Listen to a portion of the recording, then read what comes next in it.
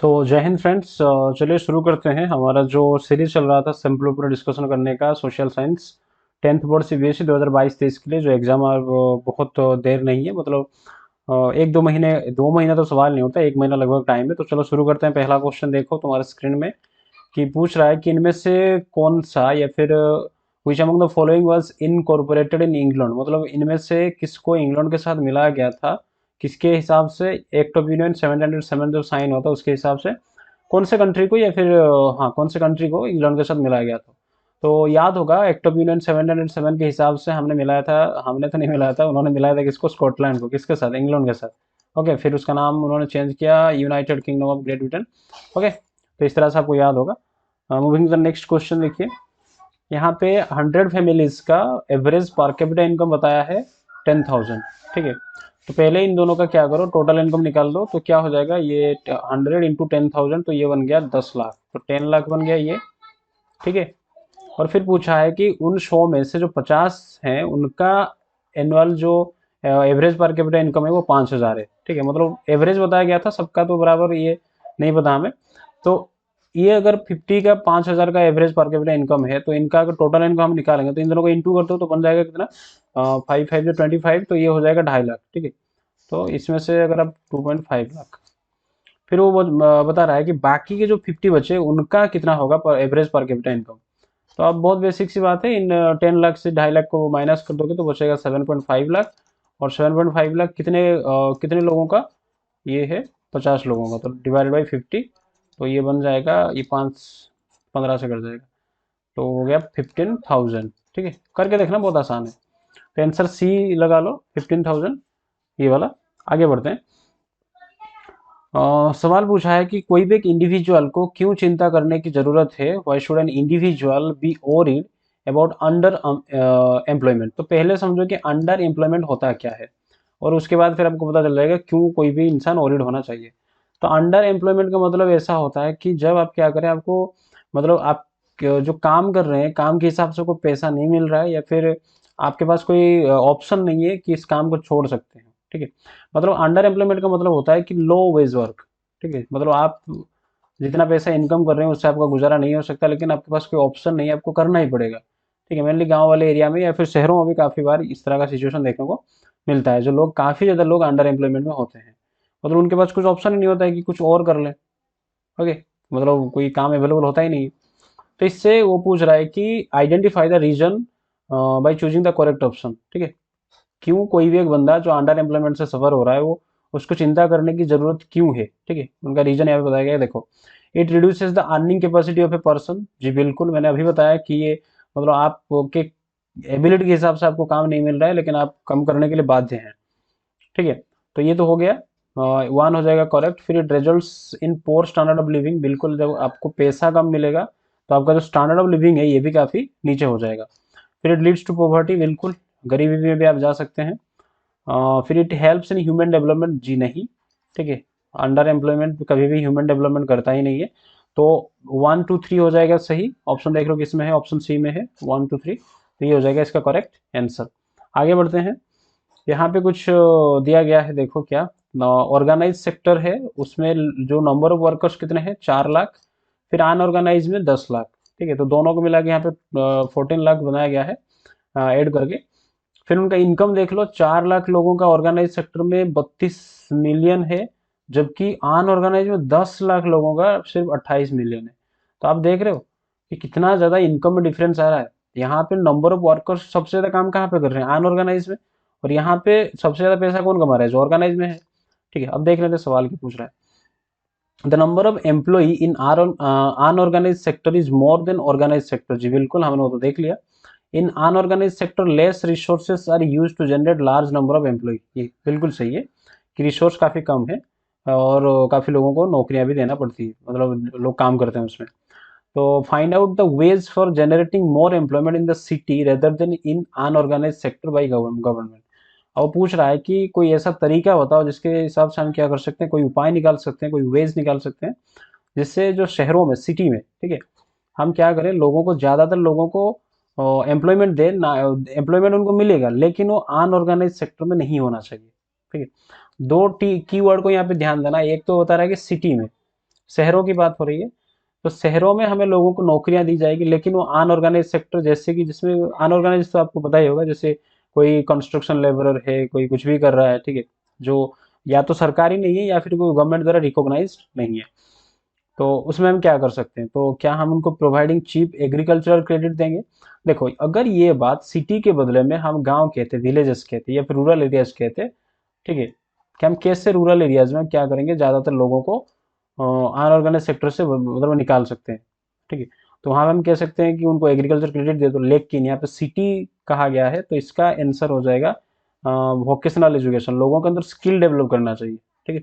अगर हमने लोगों के अंदर स्किल एक बार डेवलप कर दिया, तो वो ऑर्गेनाइज सेक्टर में काम करेंगे ही नहीं, ठीक है। अपना कोई दुकान खोल लो, बिजनेस कर लो, ठीक है, मतलब जो ये डेली वेज वर्कर, जो जो मतलब ऑड वर्क जो करते हैं, ठीक है, ठेले लगा लो, ये सब चीज़ें, उनमें वो नहीं जाएंगे, तो इसका आंसर होगा increasing vocational education courses. Okay, आगे बढ़ते हैं। देखो, फिर चूज द करेक्ट ऑप्शन, तो इनमें से करेक्ट कौन किसको है चूज करना है। पहला है अनऑर्गेनाइज सेक्टर, तो और ये बताया गया है it is control by government, जी नहीं, बिल्कुल गवर्नमेंट कभी भी अनऑर्गेनाइज को कंट्रोल नहीं करता, तो ये तो हो गया गलत। Organise sector provide job security and paid leaves, जी जी, ये बिल्कुल। अगर कोई ऑर्गेनाइज सेक्टर में है तो उनको जॉब सिक्योरिटी मिलता है, मतलब जैसे सरकारी नौकरी वाले कहते हैं ना कि लड़की के लिए दामाद तो सरकारी नौकरी चाहिए, तो क्योंकि सरकारी नौकरी का क्रेज होता है कि अगर आप एक बार जॉब में चले गए ना, उसको उसके बाद आपको वहां से कोई निकाल नहीं सकता, ठीक है। तो जॉब सिक्योरिटी होता है, उसके साथ साथ अगर जैसे बहुत सारे पेड लीव्स होते हैं, एक तो संडे छुट्टी मिलता है, उसके अलावा त्योहार तो अलग से, उसके अलावा भी आपके पास 14 डेज का सीएल होता है, कैजुअल लीव, फिर वो भी खत्म हो गया तो आप इमरजेंसी लीव ले सकते हैं, फिर मेडिकल लीव होता है, ठीक है, बहुत सारे सब छुट्टियां छुट्टियां होता है ऑर्गेनाइज में। हालांकि ऐसा नहीं कि पूरे साल भर छुट्टी में रहो। तो ऑर्गेनाइज सेक्टर, ये तो ये हो गया ऑप्शन भी हमारा सही। तो बाकी देख लेते हैं। पब्लिक सेक्टर होता है जो सरकार जो भी कंपनी को या फिर कोई भी चीज को ओन करता है, ठीक है। तो ownership of asset is the hand of individuals, जी नहीं, ये बिल्कुल गलत है। ये हो जाएगा प्राइवेट सेक्टर, अगर कोई भी इंडिविजुअल या फिर ग्रुप ऑफ इंडिविजुअल कोई भी कंपनी के मालिक हैं, तो वो होता है प्राइवेट सेक्टर, जबकि पब्लिक सेक्टर ये वाला government owns most of the asset, provides all the services, ठीक है। चलो आगे बढ़ते हैं। यहाँ पे कुछ डाटा दिया गया है, एग्रीकल्चर यहाँ पे सेक्टर के बारे में बताया गया है, ये एग्रीकल्चर हो गया, इंडस्ट्री हो गया, सर्विसेज, और टोटल जीडीपी यहाँ पे निकाला गया है। देखते हैं 2013-14 में क्या था, एग्रीकल्चर का जो ग्रोथ रेट था वो 4.2 था, फिर 14-15 में 0.2, और 15-16 में 1.1। इन दोनों को अगर इन एग्रीकल्चर की अगर देख लो कि ग्रोथ रेट कितना कम है, ठीक है, और फिर इंडस्ट्री की देख लो, ये 5 में था, फिर 5.9 हुआ, फिर 7.3 हुआ, तो ठीक ठाक ग्रो कर रहा है। लेकिन सर्विस सेक्टर को थोड़ा देख लो, 7.8 था, एक मतलब अचानक से आया 10, फिर वो थोड़ा नीचे 2015-16 में आया और 9.2 में। और जीडीपी तो बढ़ रहा है, वो उसमें बोलने का कुछ है नहीं। अच्छा, सवाल पूछा है कि which sector of the economy shows the highest growth rate, तो इनमें से कौन से सेक्टर का जो इकोनॉमी, मतलब इकोनॉमी का कौन सा सेक्टर जिसका ग्रोथ रेट सबसे ज़्यादा है of GDP in the year 2015-16, ठीक है। तो देख लो कि किसका सबसे ज़्यादा है 15-16 में, और ये 9.2 सबसे ज़्यादा है, तो ये किसका है, सर्विस सेक्टर का है, ठीक है। देखो, इस तरह का सवाल जो आता है ना, ये बहुत आसान होते हैं। आपको पहले सवाल अगर समझ गए ना, फटाक से इसका आंसर निकल जाएगा। इसमें कोई बहुत टॉप चीज़ें नहीं पूछा जाता है, बस आपको उलझाया जाता है कि देखो दे दिया गया, बहुत कोई एक डाटा दी गई और उससे सवाल पूछा जाएगा, बच्चे घबरा जाते हैं, लेकिन घबराना नहीं है, बहुत आसान होता है। फिर ये सबसे टॉप होता है, ठीक है, मेरे हिसाब से जो क्रोनोलॉजी वाला, बच्चों को दिमाग खराब हो जाता है, क्या क्या करें सर, इसको कैसे करें। इसका कुछ करने का ट्रिक व्रिक नहीं होता है, आपको याद रखना ही पड़ता है। चलो देख लेते हैं जो हमारा सवाल है, यहाँ पे देखो, क्रोनोलॉजी में सजाना है। तो paper reached Europe from China, तो चाइना से यूरोप तक जो पेपर गया था वो कब गया था, फिर बुद्धिस्ट मिशनरीज ने कब लेके जापान गए थे प्रिंट टेक्नोलॉजी को, हैंड प्रिंट टेक्नोलॉजी को, फिर मार्को पोलो ने वुड ब्लॉक प्रिंटिंग को लेके आया था यूरोप में, चाइना से, फिर चाइना में कब शुरू हुआ था वुडन ब्लॉक प्रिंटिंग, जो पेपर को रब करके करते थे। तो ये आपको याद होगा, सबसे पहले यही होगा, ठीक है, क्योंकि सबसे चाइना पहले शुरू होगा, उससे चारों तरफ, मतलब उसके बाद चारों तरफ जाएगा, ठीक है। तो वुडन ब्लॉक की अगर हम बात करें, वुडन ब्लॉक प्रिंटिंग जो चाइना में शुरू हुआ था, ये हुआ था 594 एडी में, ठीक है। जो जो बता रहा हूँ उसको याद रखना है, बिल्कुल सुपर इंपोर्टेंट क्वेश्चन है। तो 594 एडी में ये शुरू होता है। और आगे देखो, मार्को पोलो गया था चाइना से लेकर, जब गया था मार्को पोलो, तो ये इसका क्लियरली जो ईयर है आपके एनसीईआरटी किताब में मेंशन है 1295 को, ठीक है, ये वाला 1295 को। फिर जापान में जब गए थे वो था 768 एडी से लेके 770 एडी। तो या फिर कभी कहीं कहीं पे आप इसको इस तरह से भी ले सकते हैं कि लेट 8th सेंचुरी, ठीक है, लेट 8th सेंचुरी वाला टाइम था ये। फिर यूरोप में कब पहुंचा पेपर, तो ये पहुंचा था 11th सेंचुरी में, ठीक है, 11th सेंचुरी। तो आपको मिल गई, अब तो मिल गया होगा कौन सा पहले होगा। तो सबसे पहले आई भी ढूंढो, सबसे पहले कहाँ पे, ए में है और किस में है, बी में, इन दोनों तो हो गया गलत। तो उसके बाद जाएंगे जापान, आईवी के बाद 2 आई, जापान 2 आई में, हाँ जापान है, तो दोनों में 2 आई है, ओके। उसके बाद 3 आई और आई या फिर 3 आई कहाँ है, 3 आई में क्या है, मार्को पोलो पहले लेके आएगा या फिर पेपर पहले पहुंचेगा, पहले पहुंचेगा पेपर, ये 11th सेंचुरी की बात है, ठीक है। और फिर मार्को पोलो 1295 में, ओके। तो ऑप्शन बी होगा इसका राइट आंसर। आगे बढ़ते हैं।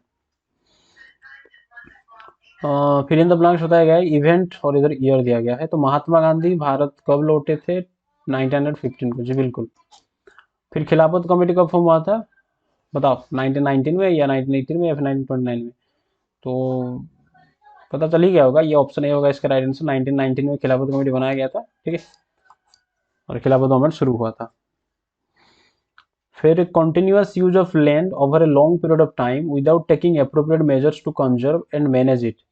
तो डायरेक्ट स्टेटमेंट तुम्हारे एनसीईआरटी से उठाया है कि अगर लगातार हम इस्तेमाल करेंगे ज़मीन को और लंबे अरसे तक, और उसका कोई भी हम अप्रोप्रिएट मेजर नहीं लेंगे उसको कंजर्व करने के लिए, तो इसको क्या कहा जाता है, ठीक है। डायरेक्ट डेफिनेशन को उठा दिया है, तो इसको कहते हैं लैंड डिग्रेडेशन, ठीक है।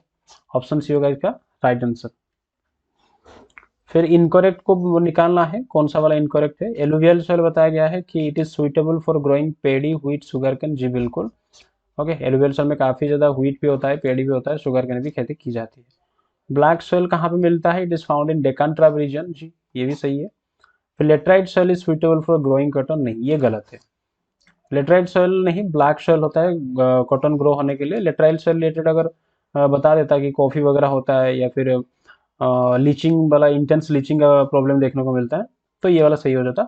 फिर रेड सॉइल देख लो, it is red in colour, ये कलर इसका रेड होता है। और क्यों होता है ऐसा रेड कलर, क्योंकि डिफ्यूजन होता है आयरन पार्टिकल्स का क्रिस्टलाइन एंड मेटामॉर्फिक रॉक में, ओके। तो ऑप्शन बी होगा इसका, नहीं ऑप्शन सी होगा इसका राइट आंसर। कौन सा इनकरेक्ट पूछा था। There are two statements assertion reason दिया गया है। पहला है कि रबी क्रॉप्स जो हैं उनको उसका जो कब उसको शोइंग सीजन होता है, मतलब कब उसको बोया जाता है, जब विंटर की शुरुआत होती है, जी बिल्कुल। रबी क्रॉप को विंटर की शुरुआत में खेती की जाती है और हार्वेस्ट करते हैं स्प्रिंग में, ठीक है, जब थोड़ा थोड़ा गर्मी आ जाता है तो उसको हार्वेस्ट कर ली जाती है। तो एसर्शन तो बिल्कुल सही है। इसका उल्टा होता है खरीफ, ठीक है। और देखो रबी क्रॉप की जब मैं बात कर रहा हूँ तो आपके दिमाग में फटाक से घूमना चाहिए कि रबी क्रॉप क्या क्या होते हैं, ठीक है, और खरीफ में क्या क्या होते हैं, क्योंकि सवाल कभी कई बार उस तरह से पूछ लेगा कि 4 दे देगा ऑप्शन और उनमें से पूछेगा कि बताओ कौन सा रबी कौन सा खरीफ है, या फिर इनमें से कौन सा अलग है। तो रबी क्रॉप्स कहाँ की जाती है, पंजाब हरियाणा, जी बिल्कुल। और क्योंकि ठंड के मौसम में तो यहीं पे खेती होता है ना बहुत ज़्यादा, पंजाब में व्हीट वगैरह, हरियाणा हिमाचल प्रदेश चाय वगैरह यहाँ पे होता है। तो दोनों सही है, लेकिन ये तो इसको करेक्टली एक्सप्लेन नहीं कर रहा है, तो ऑप्शन बी लगा लो। Both A and R are true but R is not the correct explanation of A. आगे जो सवाल देखते हैं कि नेपोलियन के बारे में कौन सा स्टेटमेंट सही है। तो नेपोलियन को देख लो भाई, इसने इंट्रोड्यूस किया था नेपोलियनिक कोड को, जिसको हम सिविल कोड कहते हैं, 1804 में, सबको पता है। और इसने प्रमोट किया था डेमोक्रेसी को फ्रांस में, ये उल्लू बना रहा है, ठीक है, ये गलत है। इसने डेमोक्रेसी को डिस्ट्रॉय किया था, याद है कि नहीं, डेमोक्रेसी वाज डिस्ट्रॉयड बाय ये नेपोलियन। फिर he made administrative system more rational and efficient, बिल्कुल, एडमिनिस्ट्रेटिव सिस्टम को बहुत आसान बनाया था। वेट मेजर सिस्टम लाया था, बहुत सारी चीज़ों को उन्होंने किया था, जिसको हम नेपोलियन कोड में लिखते हैं या फिर पढ़ते हैं। फिर the Napoleon code was exported to the all regions under French control, बिल्कुल बिल्कुल, जहाँ जहाँ नेपोलियन, मतलब जिस जिस एरिया को नेपोलियन कॉन्क्योर करता था वहाँ भी नेपोलियन कोड को इंट्रोड्यूस किया जाता था। तो आई, 3 आई और आई भी देख लो कौन सा वाला है, option C is the right answer, I 3 and I भी। आगे बढ़ते हैं। आइडेंटिफाई द सॉयल, और क्लू के हिसाब से मिट्टी को ढूंढो, हालांकि मिट्टी है नहीं, उसका नाम बताना है। It is found in the Deccan trough, और इसी से पता चल रहा है ये ब्लैक सोइल की बात की जा रही है। ठीक है, इसमें बहुत ज़्यादा और दिमाग लगाने की जरूरत भी नहीं है। और देख लो तो कुछ चीज़ें और भी है काम का, जैसे डेवलप डीप क्रैक्स है कि ना, जब ये सूख जाता है, ड्राई हो जाता है, तो इसमें क्या होता है कि बड़े बड़े क्रैक्स देखने को मिलते हैं। तो ये भी वही ब्लैक सोइल की बात है। वाटर होल्डिंग कैपेसिटी काफ़ी ज़्यादा होता है, ब्लैक रेगुर सोइल कहते हैं इसको, ये black cotton soil, regur soil भी कहते हैं इसको। तो option B is the right answer. आगे बढ़ते हैं। फिर से एसर्शन रीजन का सवाल है। पॉलिटिकल पार्टीज एक बहुत बड़ा रोल प्ले करते हैं, मेजर रोल कानून बनाने में, making laws for the country. जी बिल्कुल, ये तो सही है। पॉलिटिकल पार्टी नहीं होगा तो कानून कौन बनाएगा। अच्छा, फिर कोई भी कानून, no law can be become a bill, कोई भी कानून एक बिल नहीं हो सकता unless majority parties support it. जी बिल्कुल, ये भी सही है। क्योंकि भाई कोई भी बिल को पार्लियामेंट में पास करवाने के लिए सबसे पहले क्या होता है कि में मतलब पास करवाने के लिए जो जितने भी प्रेजेंट होंगे उनका जो वोटिंग होगा, तो वो मेजोरिटी वोट देना, अगर मतलब होता अलग अलग क्राइटेरिया होता है कि 50% से ज़्यादा वोट चाहिए या फिर 2/3 चाहिए। लेकिन ये अगर कोई भी पार्टी मेजोरिटी में नहीं होगा तो वो कर ही नहीं सकता, है कि नहीं। अब मेजोरिटी वालों को, जो जैसे आज बीजेपी है, कभी कभी तो उसको भी तकलीफ झेलना पड़ता है, क्योंकि राज्यसभा में मेजोरिटी कभी कभार नहीं होता है। ठीक है, लोकसभा में तो निकाल के ले जाते हैं, लेकिन जैसे 2/3 मेजोरिटी लाना ये कोई आम बात थोड़ी है। लेकिन मेजोरिटी वालों को चाहिए, तो दोनों सही है, लेकिन एक्सप्लेनेशन सही नहीं है। आगे बढ़ते हैं। Identify the reason why Otto von Bismarck, Otto von Bismarck को क्यों कहा जाता है कि chief architect of German unification. ये हमको पता है कि जर्मनी को यूनिफाई करने में सबसे बड़ा रोल अगर किसने प्ले किया था तो वो था ओटोवन बिस्मार्क। और ये जर्मन यूनिफिकेशन कब हुआ था याद है, 1871 को। ओके, तो क्यों उसको माना जाता है, वो उसने ऑटोनॉमी दी थी प्रूशिया को, ऐसा कुछ नहीं था। उसने इटली और फ्रांस के साथ अलायंस किया था, नहीं नहीं नहीं, ये भी नहीं है। हालांकि वो फ्रांस के साथ मिला था, ठीक है, और मिलकर ऑस्ट्रिया को हराया था, लेकिन इटली का जिक्र नहीं था वहाँ पे। ही carried out the nation building process with army and bureaucracy, yes ये वाला सही है। आर्मी का तो खुद वो था, और ब्यूरोक्रेसी के साथ मिलके किया था, ठीक है। तो ऑप्शन सी होगा इसका right answer. Which of the following countries is an example of unitary form of government, तो इनमें से कौन सा यूनिटरी फॉर्म का एग्जाम्पल है। इंडिया तो डेमोक्रेसी है, बेल्जियम में तो पावर शेयर हुआ था, ऑस्ट्रेलिया भी डेमोक्रेसी है, तो ये श्रीलंका ही नहीं है, तो मतलब यही वाला होगा इसका answer option C. Unitary form of government मतलब जहाँ पे सिर्फ एक, मतलब वही जो पावर शेयर नहीं हुआ था, ठीक है, उस हिसाब से आप समझ लो। फिर जिला परिषद की बात हो रही है कि इनमें से कौन सा स्टेटमेंट जिला परिषद के बारे में सही है, उसको चुनना है। जिला परिषद lowest tyre of the panchayat Raj system है, जी नहीं, सबसे लो में होता है पंचायत। ठीक है, याद है कि नहीं, सबसे नीचे पंचायत, हालांकि उससे नीचे और भी होते हैं, जैसे वार्ड्स होते हैं, गांव होते हैं, लेकिन पंचायत को सबसे नीचे माना जाता है। फिर पंचायत से ऊपर होते हैं मंडल, या फिर जिसको हम कहते हैं पंचायत समिति, ब्लॉक कहा जाता है, ठीक है, और उसके ऊपर होते हैं हमारा जिला परिषद। तो ये सबसे, तो ये हो गया गलत। जिला परिषद coordinates the activities of all the block समिति, जी बिल्कुल, जिला परिषद के नीचे होता है ब्लॉक समिति, तो उसको तो कोऑर्डिनेट करता ही है, तो 2 हो गया सही। ज्यादातर मेंबर जिला परिषद से इलेक्टेड होते हैं, जी बिल्कुल। जिला परिषद chairperson is the political head, yes, जो वहाँ का जिला परिषद का चेयरमैन चुना जाता है वो जिला परिषद का पॉलिटिकल हेड होता है। तो 2I 3I और I भी होगा इसका आंसर। कहाँ गया भाई, ऑप्शन डी है राइट आंसर। आगे बढ़ो। ये एक फेमस तुम्हारा पिक्चर है, किताब से उठाया गया है, ठीक है, और ये फोटो किसका है याद है कुछ कुछ। अरे हमारा जो इंदिरा गांधी जी, तो ये किस कॉन्टेक्स्ट में ये पिक्चर दिया गया था, सवाल वही पूछा है। अब देखो, ये पावर ऑफ द स्टेट्स, ठीक है, यहाँ पे जो ये बनाया गया है बिरयानी, तो बिरयानी के सेंस में ले लो, तो वो बांटा जा रहा है पावर किसको, स्टेट्स को। ये सब भिखमंगे चले गए हैं पावर मांगने के लिए। तो मतलब ये फेडरलिज्म वाले चैप्टर से आया है कि जब वो कांग्रेस पूरी तरह से डोमिनेट करके रखता था किसको, सेंटर को भी और स्टेट को भी, ठीक है, मतलब पूरा दबदबा था कांग्रेस का। तो उस टाइम तक कांग्रेस क्या करता था कि जो स्टेट के जो गवर्नमेंट थे, या फिर जो स्टेट में अदर पार्टी की गवर्नमेंट, उनको कोई वैल्यू नहीं मिलता था, ठीक है, ये उसी का ही रिप्रेजेंटेशन है। तो ऑप्शन देख लेते हैं। It shows the supreme authority of the state governments, अच्छा ये तो दिखा ही रहा है, लेकिन ये पूरी तरह से सही नहीं है। It shows central government is undermining the spirit of federalism, ये वाला सही होगा। ठीक है, मतलब जो सेंट्रल गवर्नमेंट है वो क्या कर रहा है, जो फेडरलिज्म का स्पिरिट है उसको वो ठीक से मतलब नहीं शो कर रहे हैं। ठीक है, उसके खिलाफ जा रहे हैं, ऐसे सोच सकते हैं। तो ऑप्शन भी राइट आंसर। आगे बढ़ो। लिस्ट के हिसाब से इसको ज्वाइन करना है। बैंकिंग किस में आएगा? तो बैंकिंग तो आपको पता है भाई, कहीं पे भी जाओ भारत की, ठीक है, करेंसी एक ही चलता है। ओके, और किसी भी एटीएम से आप पैसा निकाल सकते हैं। तो आपको इसमें से तो पता चल गया होगा, ये होगा यूनियन लिस्ट। तो एक का हो गया 2। इरिगेशन, इरिगेशन मतलब जो जल की सिंचाई, ठीक है, तो ये हो जाएगा स्टेट में। और एजुकेशन तो आपको पता है, ये कॉन्करेंट वाला है। ठीक है, स्टेट गवर्नमेंट का भी स्कूल है, सेंट्रल गवर्नमेंट का भी है। आगे बढ़ते हैं।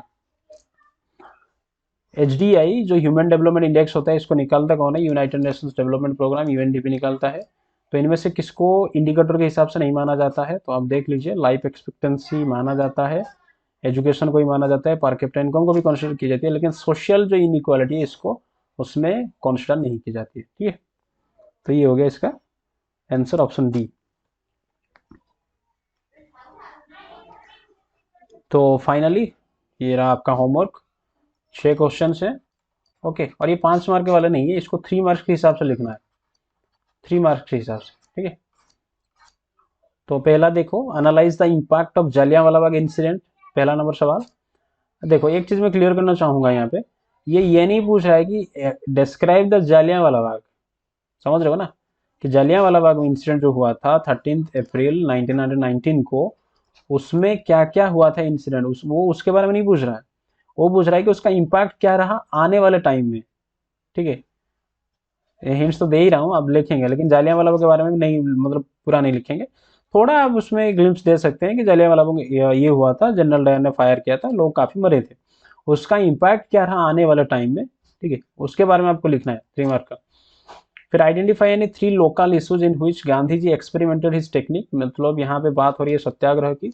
तो गांधी जी ने लोकल लेवल पे 3 जगह पे उन्होंने अपना जो टेक्निक है सत्याग्रह का, उसको उन्होंने अप्लाई किया था। और वो 3 कहाँ कहाँ है आपको याद है कि नहीं? एक तो चंपारण था, दूसरा खेड़ा था, फिर अहमदाबाद।